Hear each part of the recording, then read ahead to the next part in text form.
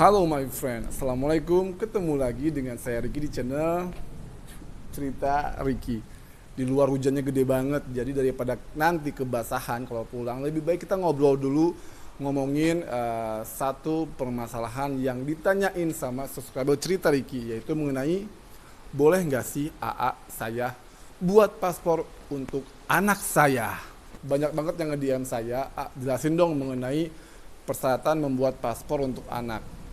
Ya, kita mau ngomongin tentang warga negara Indonesia yang tinggal di Malaysia ya, my friend ya. Jadi, ketika kita tinggal di Malaysia, terutama untuk yang bersuami istri begitu ya, dan mendapat rezeki yaitu memiliki anak, maka semua warga negara asing, warga negara Indonesia yang tinggal di luar negeri, itu wajib yang namanya punya dokumen.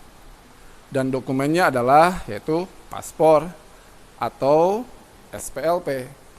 Pertanyaannya, siapa yang boleh membuat paspor anaknya dan juga siapa anaknya yang hanya boleh membuat SPLP? Kita akan bahas. Tapi janji dulu, setelah ini kamu share ke teman-teman kamu yang lain dan subscribe channel Cerita Ricky biar mereka pun tahu. Deal ya? Oke.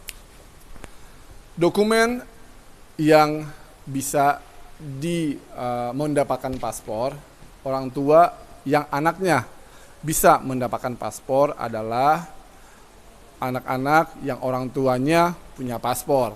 Bener dong, ya? Orang tua yang punya paspor juga memiliki izin tinggal yang sah seperti permit bekerja ataupun IC merah. Punya anak, nah si anaknya boleh membuat paspor di KBRI Kuala Lumpur. Persyaratannya apa aja nanti kita bahas. Sementara orang tua yang tidak punya paspor atau punya paspor tapi nggak punya izin tinggal, nggak punya permit alias kosongan atau ilegal, maka anaknya nggak bisa buat paspor tapi buatnya SPLP. Dari sini my friend udah paham ya perbedaan anak yang bisa buat paspor dengan anak yang nggak bisa buat paspor alias SPLP. Jom, sekarang kita bahas cara mendapatkan paspor untuk anak.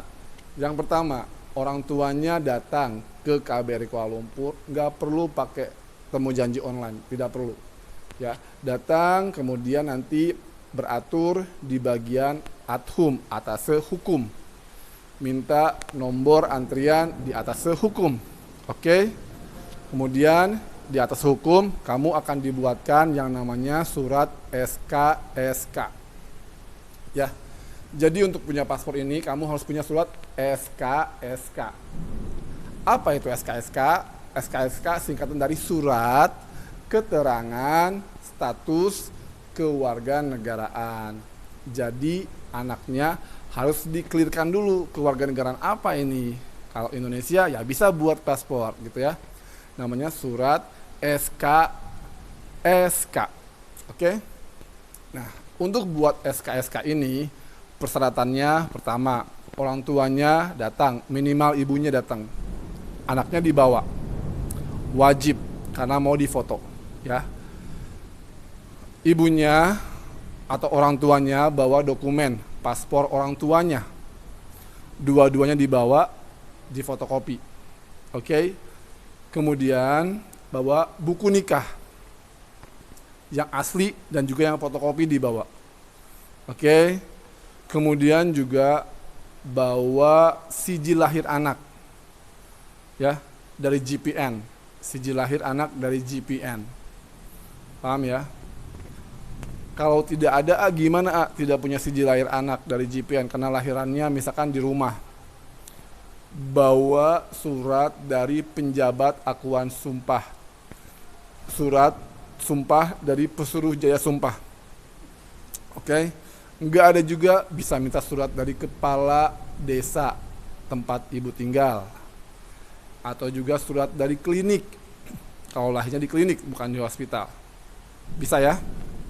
Oke, kemudian setelah punya sijil isi borang di adhum, nanti ibu akan diberikan juga surat untuk dibawa ke bagian konsuler. Begitu. Nah, setelah dapat SK dari bagian atas hukum, ibu lanjut nih ke bagian konsuler di KBRI Kuala Lumpur juga, ya, untuk membuat SBPK. Sambil nyontek dari sumbernya biar nggak salah, ya, surat SBPK. SBPK itu singkatan dari surat bukti pencatatan kelahiran, gitu. Jadi setelah punya, dulunya ini namanya SPL, dirubah menjadi surat bukti pencatatan kelahiran atau SBPK. Untuk buat SBPK apa aja syaratnya? Sama seperti ibu buat SK. Jadi di fotokopinya 2 kali. Satu untuk buat SK, ya. Kemudian yang kedua buat SBPK. Saya ulangi lagi, apa aja persyaratannya? Paspor orang tua di fotokopi, permit orang tua di fotokopi, buku nikah, siji lahir anak, ya, oke ya. Nah, setelah ibu punya SBPK, ibu nanti akan terus oleh konsuler, terus disuruh masuk ke bagian paspor untuk anaknya difoto membuat paspor. Makanya anaknya harus dibawa, paham? Biayanya berapa? Biaya untuk bikin surat-surat tadi itu gratis, free.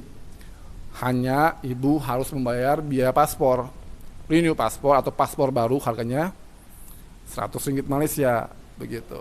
Paham ya? Paham. Mengenai surat SK, ibu bisa tanya ke WhatsApp ini, ya. Dan untuk surat-surat mengenai SBPK bisa tanya ke WhatsApp ini, konsuler. Sampai sini paham? Pinter. Kita bahas mengenai anak yang tidak bisa mendapatkan paspor tapi SPLP.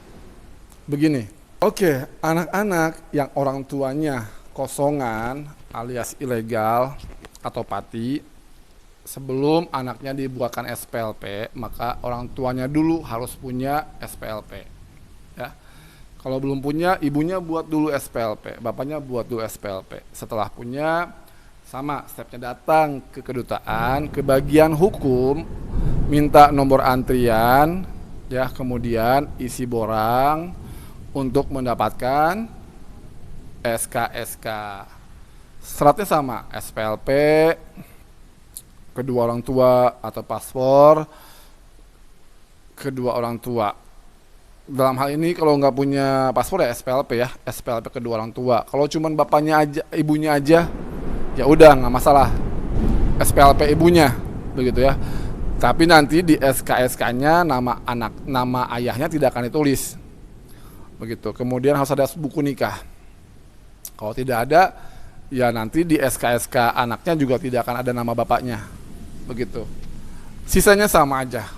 Dari adhum, kamu akan pergi ke konsuler, ya, untuk kemudian dibuatkan SBPK, surat bukti pencatatan kelahiran. Nah, dari situ kamu terus masuk ke bagian SPLP. Prosesnya juga gratis untuk surat-surat tadi, hanya perlu membayar SPLP saja, yaitu Rp30. Ya, paham kan? Nah, kalau sudah punya SPLP, ya silakan diuruskan untuk kepulangannya, bukan untuk tinggal di Malaysia, ya. SPLP itu untuk pulang, begitu ya, paham? Kemudian lama waktu yang diperlukan ya sama seperti pembuatan paspor, yaitu 3 hari. SPLP pun 3 hari, begitu ya. Yang membedakan harganya, paspor Rp100, SPLP Rp30. Paham kan? Nah, itu tadi step by step cara membuat paspor untuk anak ataupun SPLP untuk anak. Semoga paham. Kalau masih bingung ya silakan WhatsApp ke nomor adhum ini, atau ke nomor konsuler ini, atau tanya ke saya di Instagram saya, follow Kang Ricky Official, ya, dan juga subscribe channel ini. Nah, cerita Ricky biar kamu pun semakin tahu share deh ke teman-teman kamu ya, biar yang lain pun kebagian ilmunya. Mohon maaf kalau ada kesalahan kata-kata atau kurang jelas, saya masih belajar. Dan jangan lupa follow TikTok saya, Cerita Riki. Oke, kalau gitu saya mau pulang dulu. Saya Riki pamit. Assalamualaikum.